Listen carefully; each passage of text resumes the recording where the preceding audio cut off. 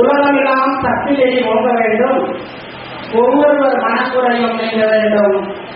குருவே தெய்வம், தெய்வமே குரு. தெளிவு குருவின் திருமேனி காண்கள், தெளிவு குருவார்த்தை கேட்கள், தெளிவு குருமாத்திரம் செப்பல், தெளிவு குருவின் திருவுருவத்தை சிந்தித்து தாங்களே என்றார் திருமூலர். நம் அவதார பெருந்தெய்வம் ஆன்மீக குருவானவர்களின் குருவர்களுடனும் அன்னை ஆதி பராசக்தியின் திருவருளுடனும் மகாராஷ்டிரா மாநிலத்திலே தான மாவட்டத்தில் இன்றைய தினம் தேவர்கள் புடைசூழ தெய்வங்கள் அனைவருக்க இந்த மாபெரும் அற்புதமான வேலை நிகழ்ச்சியை பார்ப்பதற்கு தேவனோடு பத்து என்று சொல்லக்கூடிய தாமதேவே தாங்களுக்கு நின்று கொண்டிருக்கிறதாம். ஏனென்றால் மூலப்பொருள் இங்கு குருவாக வந்துள்ளது. உலகத்து குருக்கள் எல்லாம் என் திருவடியில் துண்டு விரைவிலே உள்ள சிறு அளவு ஞானத்தை பெற்றுள்ளார்கள். நானே இங்கு குருவாக, அடிகளாக, அம்மாவாக அவதரித்திருக்கிறேன் என்றால் அன்னை. அதாவது குரு என்றால் என்ன? பூ என்ற எழுத்து இருளை குறிக்கும், ரூ என்ற எழுத்து ஒளியை குறிக்கும். அஞ்ஞான இருளை அகற்றி மெய்ஞான ஒளியை கொடுப்பவர் தான் குரு. போதக குரு, வேதக குரு, விசிஷ்ட குரு, காமிய குரு, சூத்தக குரு, பாசக குரு, விசிஷ்ட குரு என்று இவ்வுலகத்திலே அட்ட குருக்கள், மேலான குருக்கள் என்று சொல்வார்கள். ஆதி பராசக்தி எல்லா குருக்களுக்கும் மூல தெய்வமாக நமக்கு தேடி அழைத்தாலும் கிடைக்காத நான் நாடி வந்திருக்கிறதான ஏழைய தெய்வம், நடமாடும் தெய்வம், கலியுக தெய்வம், பெண்குலத்தை உயர்த்த வந்த பெருமாட்சி அவதாரம். இந்த அவதார காலத்தில் நாம் பிறந்து வளர்ந்து வாழ்ந்து கொண்டு இருக்கிறோம். அவன் மூச்சு காக்க நினைச்சே நம்ம போய் சுவாசம் பண்றோம். அப்படிப்பட்ட அற்புதமான வாய்ப்பு நமக்கு கிடைச்ச வாய்ப்பு யாருக்கும் கிடைக்காது. ஏனென்று சொன்னா விளைந்த நெல்மணிகள் எல்லாத்தையும் முடத்துல வச்சு விவசாயியை தூக்கும் போது அந்த விளைந்த நெல்மணிகள் தான் அங்கே கீழே விடும். தேவையில்லாத நெல், பதறு நெல், வேண்டாதெல்லாம் தூரத்துல போய் வந்துடும். ஆதி பராசக்திக்கு நீங்கெல்லாம் ரத்ன கற்கள் போல, வைர கற்கள் போல, மாணிக்க பழம் போல நீங்கெல்லாம் அவ கணக்கில் பதிவாகி இருப்பது நீங்க குறிப்பிடத்தக்கது. நம்ம சக்தியா நான் எவ்வளவோ பேசணும்னு நினைச்சிட்டு உட்கார்ந்தா கூட எல்லாத்தையும் ஒவ்வொருத்தரும் கடன்மழை திறந்தார் போல இவ்வளோ விஷயங்களை பேசிட்டாங்க. நான் என்ன பேச போறேன், நான் பேச வேண்டியதெல்லாம் பேசிட்டாங்க. 1000 நான் படைத்த ஆதிசேஷனால் கூட இவ கூட அவ்வளவு ஈஸியா பேசிட முடியாது. ஏதோ ஒரே ஒரு நாக்கு வச்சு நம்மளையும் இவ பேச வைக்கிறான்னா நமக்கு ஒரு வாய்ப்பு. அதாவது மன்றம்னா என்ன, வழிபாடுனா என்ன, வீட்டில் பண்ற வழிபாட்டுக்கும் மண்டபத்தில் போய் பண்ற வழிபாட்டுக்கும் கூட்டு வழிபாட்டுக்கும் என்ன வித்தியாசம்? நம்ம இளைஞர் சாமிகள்லாம் ஈஸி கேட்கிற மாதிரி கேள்வி எழுதி எடுத்து கொடுத்துக்கிறாங்க.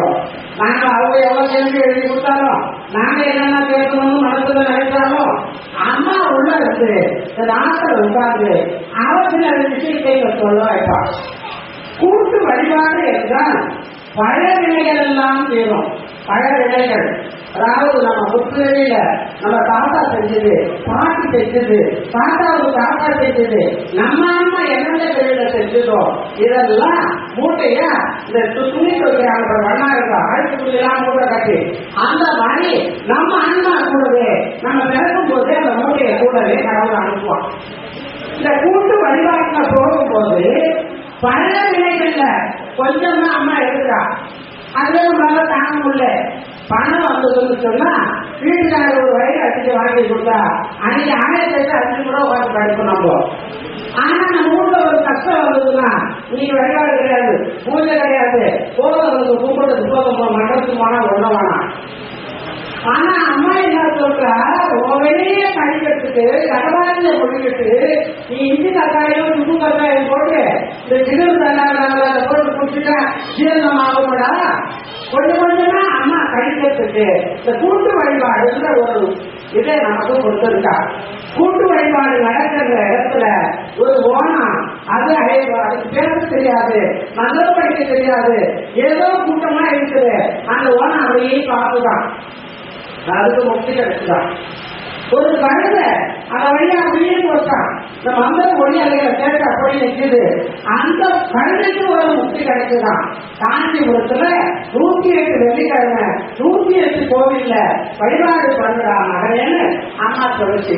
ஏன்னா காஞ்சிபுரத்துல ஒரு பிரச்சனை, பிரதான தொழில் பட்டு நெசவு, தானிய கருது தொழில் எல்லாம் நசிச்சு போய் நெசவு செய்யணும். அதனுடைய முதலாளியம் எல்லாம் உறவுக்கு போட ஆரம்பிச்சுட்டான். அப்ப காஞ்சி மாநகரில் இருக்கிற புறமகர்லாம், அம்மா நம்ம காஞ்சிபுரத்துடைய வாழ்வாதாரம் பட்டு, அவங்க கதம்பட்டு, அவமானப்பட்டு, பசிக்கப்பட்டு, ரத்தப்பட்டு, அதெல்லாம் அவங்க லைஃபுக்கு படம் வாங்கி கொண்டாடி கொடுப்பாங்க. ஏன்னா இவங்க நல்லா விடுதா வந்து அப்படி இருந்தாங்க. அந்த சப்பாத்திக்கு தெரியும் ஆட்சி எவ்வளவு பெரிய ஆளா இருந்தாலும் அவருக்கு பின்னாடி ஒரு உந்து சக்தி நிச்சயமாதான்.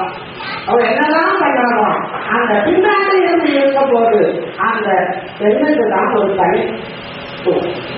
எவன் ஒருவன் பெண்ணை தெய்வமாக மதிக்கிறானோ அவன் இதயத்துல நான் குடிகொண்டு இருப்பலாம் மகனேன்னு அம்மா சொல்றான். அந்த மாதிரி 108 வெள்ளிக்கிழமை ஒரு வெள்ளிக்கிழமை ஒரு கோவில்ல வழிபாடு பண்ணிக்கிட்டு வரும்.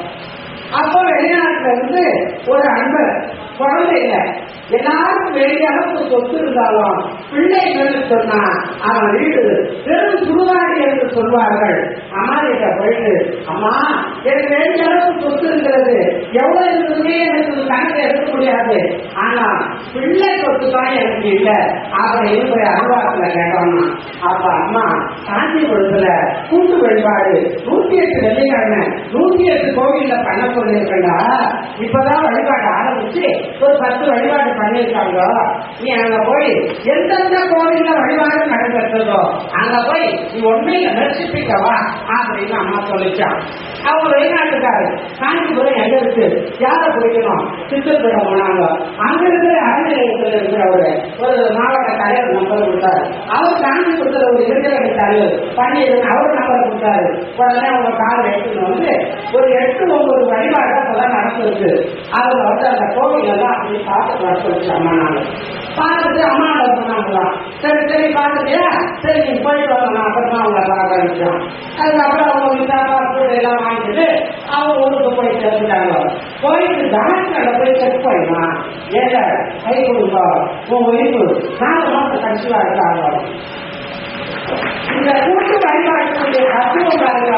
அவங்க மந்திரம் படிக்கல, அவங்க வழிபாட்டுல கலந்துக்கல, பேரப்புல ஒன்று கொடுக்கல, எதுவுமே தெரியல. அந்த வழிபாடு நடக்கிற விருதுக்கே அந்த பலன்னா நாங்க முன்னாடியே வந்து சில பேர் சொன்னாங்க பாருங்க, மகாதிபாரத்தை காட்டும்போது வந்தா கூட வழிபாட்டுல கலந்துல புண்ணியம் உண்டு. அம்மா வந்து அதாவது ஒரு மார்க்க போடுவான், நீ மெய்ச்சிருக்க தொண்டாக்கு மகனே மெய்ச்சிருக்க வாழாத. சில பேர் தலைவர் பாதான் தொண்டு செய்வாங்க, அந்த தலைவர் போனாங்கன்னா கொஞ்சம் ஐட்டா உட்காந்துருவாங்க. அம்மா அந்த மந்திரம் படிக்கும் பொழுது இந்த ஓம்ன்ற மந்திரத்தை கரெக்டா உச்சரிக்கணும். ஓம்ன்ற மந்திரம் பிரணவ மந்திரம். ஓம்ன்ற மந்திரத்தை அப்படியே நீங்க ஒரு சித்திரமா வரைஞ்சு பார்த்தா விநாயகருடைய சொரூபம் வரும். ஓம் என்ற மந்திரம் பிரம்மா விஷ்ணு சிவன் மூவருக்கும் பொதுவானது. ஓம் என்ற மந்திரத்துல நிறைய சக்தி அடங்கி இருக்கிறது. ரீங்காரம் சொல்லுவாங்க. அப்படிப்பட்ட ஓம் சக்தி மந்திரத்தை முறையா ஓம் ஓம் சக்தியே போற்றுவோம், ஓம் ஓங்கார ஆனந்தியே போற்றுவோம் கரெக்டா நவீனமா நீ படிச்சுனா அந்தந்த தேவதைக்குரிய அந்தந்த மந்திரத்தை கொண்டு போய் அந்த சாமி கிட்ட கொண்டு போய் கொடுக்குமா. நீ மந்திரத்தை பார்த்து முடிக்கிட்டு சக்தி நான் 1/2 மணி நேரத்துல ஆயிரத்தி முடிச்சு பாரதியாது 1/2 மணி நேரத்துல ஒரு 108 முடிக்கிட்டு 2 ஓமம் முடிக்கிட்டு நீ சீக்கிரம் படிக்கிறதா முக்கியம். இந்த மாதிரி ஒரு அம்மா மந்திரம் படிக்குமா. இப்படியே படிச்சுட்டு ஒரு நாள் அருளாசத்துக்கு போகும்போது வானமாலே வாங்கிட்ட அம்மா அது மட்டும்தான் காதல் கேட்டுதான். அப்புறம் ஏதோ ஒரு வாக்கு சொல்லிட்டு உத்தரவு மதுரை போயிட்டு வாங்கிச்சான். ஏமா எனக்கு ஒண்ணுமே புரியலையே, வாங்கலே சொன்ன உத்தரவு சொன்னது. ஆமா, நீ நடத்த எப்படி மந்திரம் படிச்ச? 2 ஓரம் முடிஞ்சு 4 ஓரம் முடிஞ்சு 100 மந்திரத்தை தள்ளி எப்படி படிச்சீங்க?